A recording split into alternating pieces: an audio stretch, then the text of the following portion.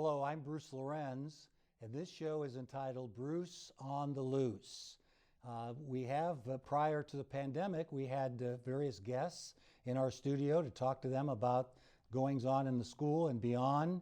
Now, certainly it's different times. We are alone. The studio has done an excellent job in distancing and sanitation, and we thank everyone connected with WCTV.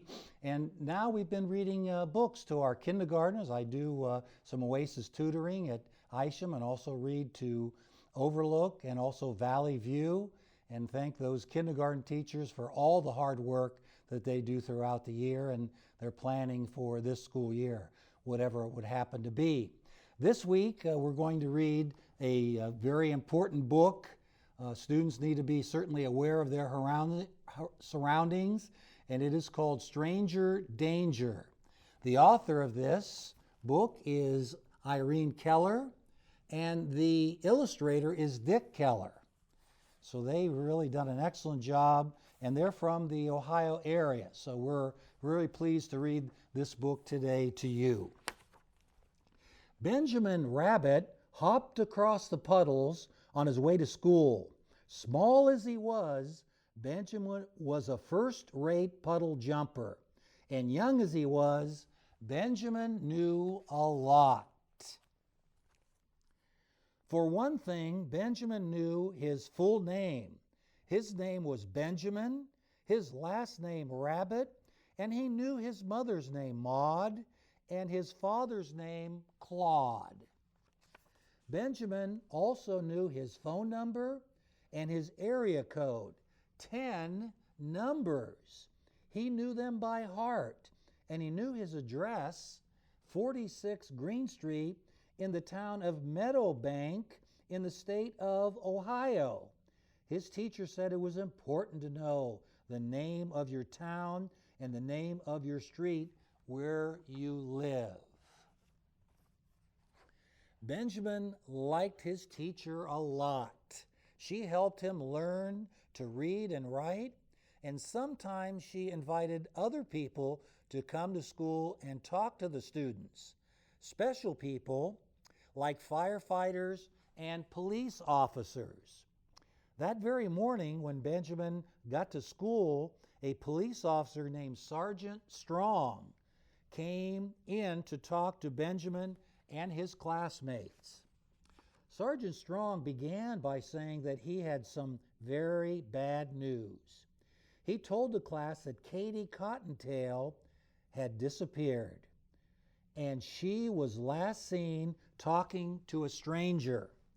Benjamin could hardly believe it. He was very upset. He felt like crying.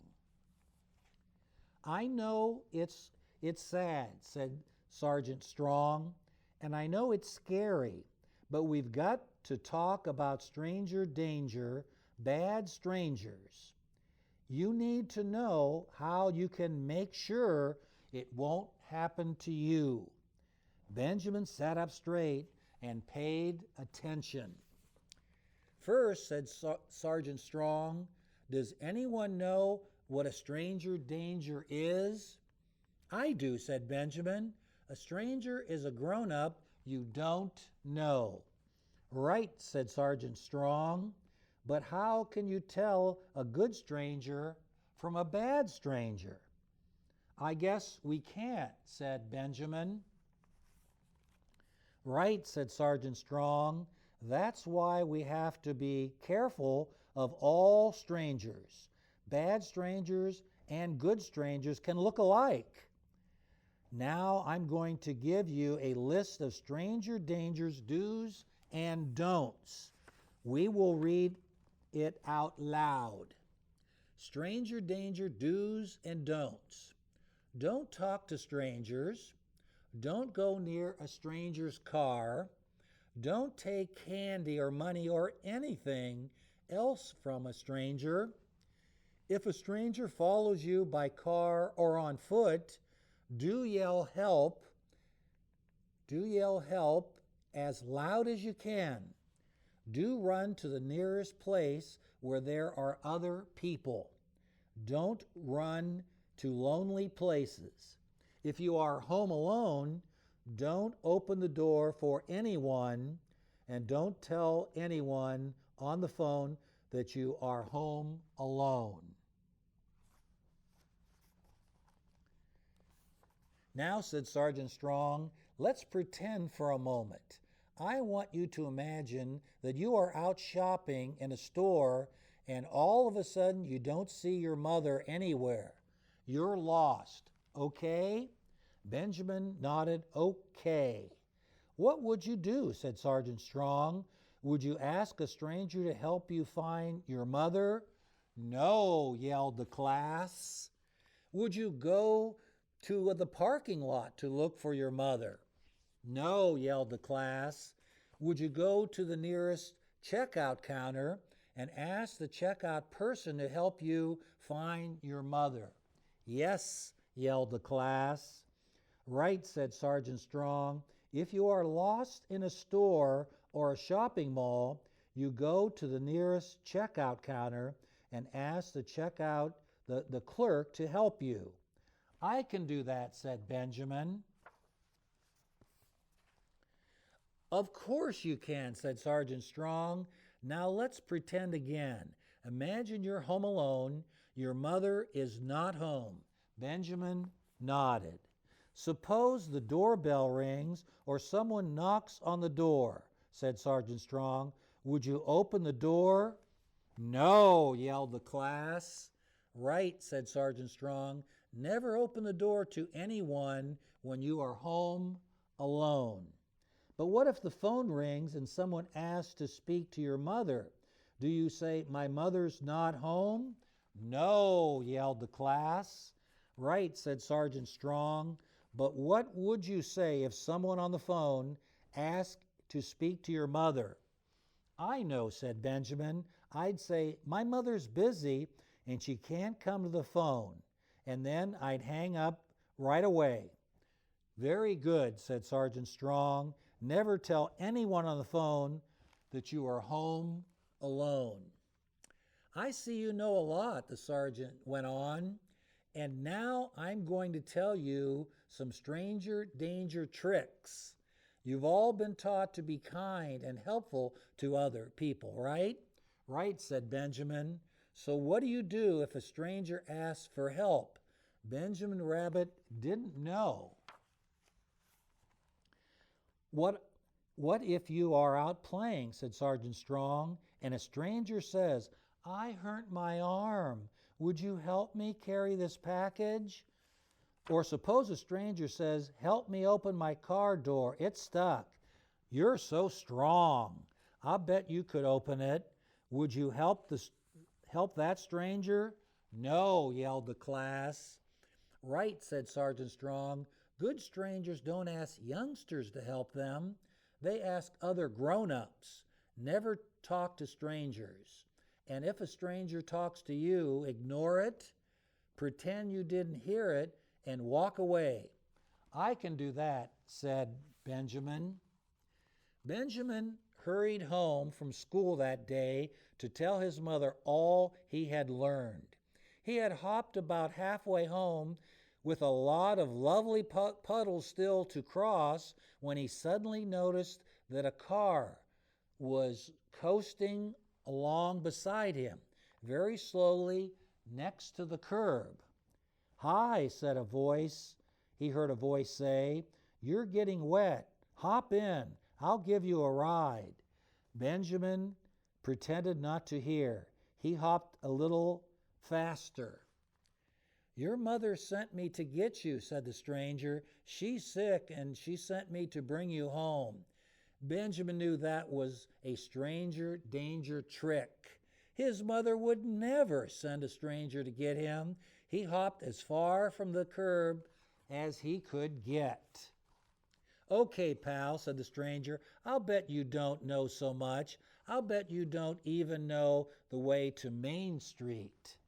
I'll bet I do, said Benjamin. It's 2 blocks over. What? What did you say, said the stranger, opening the car door. I can't hear you. Come a little closer. Benjamin started to move toward the car, and then, just in time, He remembered the stranger danger's do's and don'ts. Don't go near a stranger's car. Benjamin ran like the wind, yelling, "Help!" as loud as he could. When he got to the corner, he told the crossing guard about the bad stranger. When he got home, he told his mother. "You did the right things, Benjamin," said his mother, giving him an extra big hug. "I'm so glad you know the stranger danger do's and don'ts. Always remember them." Benjamin put the list on his wall where he would see it every day. And Benjamin Rabbit always remembered. Yes, Benjamin Rabbit knew a lot. And here's the stranger danger do's and don'ts again. Don't talk to strangers. Don't go near a stranger's car. Don't take candy or money or anything else from a stranger. If a stranger follows you by car or on foot, do yell help as loud as you can, and do run to the nearest place where there are other people. And don't run to a lonely place. And if you are home alone, don't open the door for anyone, and don't tell anyone on the phone that you are home alone.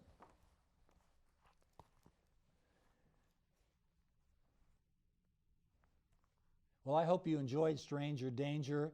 It certainly is one that we have read before, and it really is important for all people, young and old, to know their surroundings, know who is in the vicinity, and certainly don't engage with people that you are not aware of, and don't get in a situation that you will certainly be in a tough situation indeed.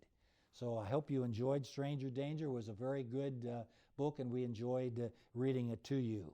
Now we'll go ahead and read another book, and it is Little Bear. Little Bear Visit, and it's by Louise Homestead Merrimack, and pictures by Maurice Sedak.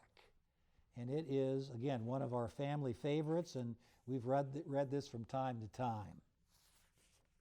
Grandmother and Grandfather Bear.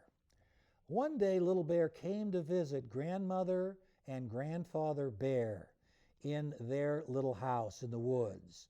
This was something Little Bear liked to do. He liked to look at all the nice things, the pictures, Grandmother's flowers, Grandfather's toy goblin that jumped up and down in a jar. He liked to put on Grandfather's big hat and say, "Look at me." And he liked Grandmother's cooking very, very much. He had some bread and jam, cake and cookies, milk and honey, and an apple. "Have some more," said Grandmother. "Yes, thank you," said Little Bear. "I am not eating too much, am I?" "Oh, no, no," said his grandmother. Then Grandfather said to Little Bear, "We will have lots of fun today, you and I." "Yes," said Little Bear, "but Father Bear told me not to make you tired." "Me tired?" said Grandfather. "You can make me tired? I am never tired." He got up and did a little jig.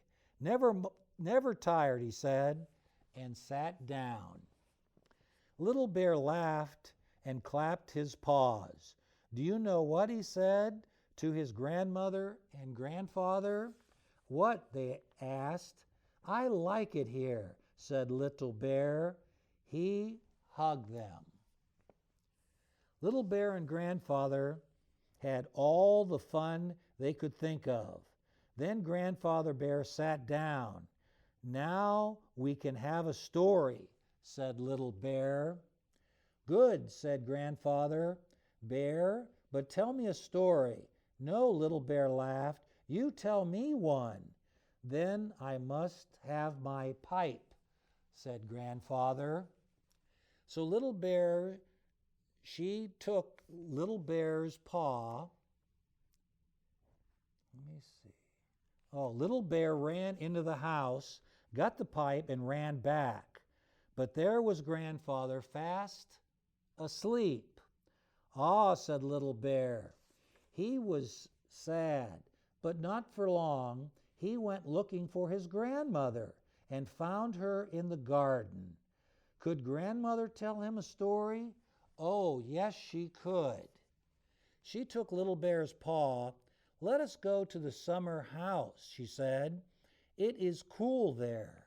Come, Little Bear, let's skip. Oh, Grandmother, Little Bear laughed. How you skip. You skip nicely, too, said Grandmother. They sat down in the summer house. Little Bear said, tell me a story about Mother Bear when she was a little cub, about Mother Bear and the robin. I like that story. Very well, said Grandmother, and so she began. Mother Bear's Robin. One spring day, when Mother Bear was little, she found a baby robin in the garden, a baby robin too little to fly. How sweet you are, she said. Where did you come from? From my nest, said the robin. And where is your nest, little robin? said Mother Bear. I think it is up there, said the robin. Now that was a bluebird's nest. Maybe it is over there, said the robin. No, that was an oriole's nest. Mother Bear looked all over, but she could not find a robin's nest. You can live with me, she said. You can be my robin. She took the robin in the house and made a little home for it.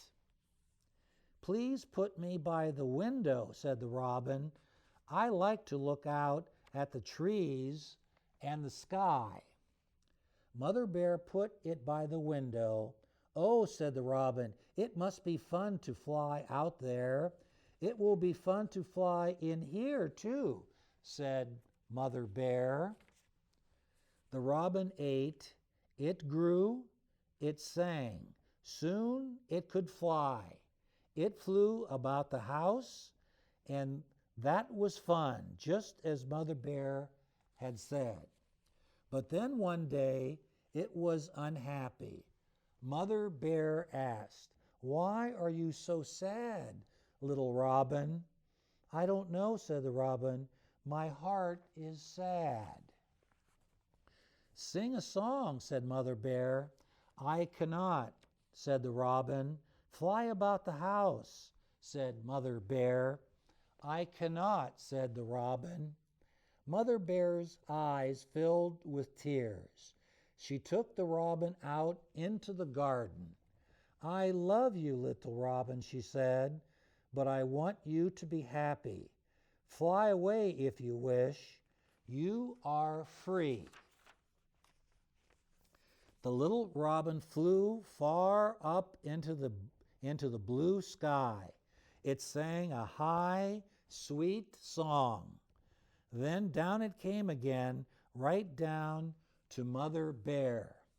Do not be sad, said the robin. I love you too. I must fly out into the world, but I will come back every year. I will come back. So Mother Bear kissed the robin, and it flew away. And it came back, Grandmother, didn't it? Oh, yes, Little Bear, it came back, and its children came back, and its children's children. Here is one now. Ah, said Little Bear, I would have let the robin go free too, Grandmother, just as Mother Bear did.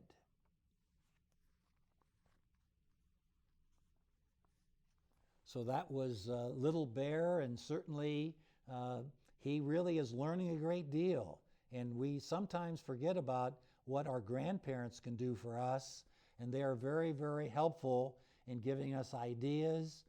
They've really been around quite a few years, and they give us tips and suggestions for possibly making decisions. We all have tough decisions to make at times, maybe even giving us some clues to maybe our careers, something we might think about doing later in life, our educational choices. Our grandparents are certainly wonderful in giving us all kind of influence throughout the day. And it's really important to go ahead and take care of the animals we see. There may be injured animals. There may be animals that we can help along the way. And of course, all our pets that we have and really take care of. And many times they take care of us as well. It's interesting how that works. So thank you very much for listening to the book Little Bear. And next week we'll be back with the two long-haired dachshunds, Izzy and Maxie, again in lots and lots of trouble. And we hope you'll be viewing that show as well.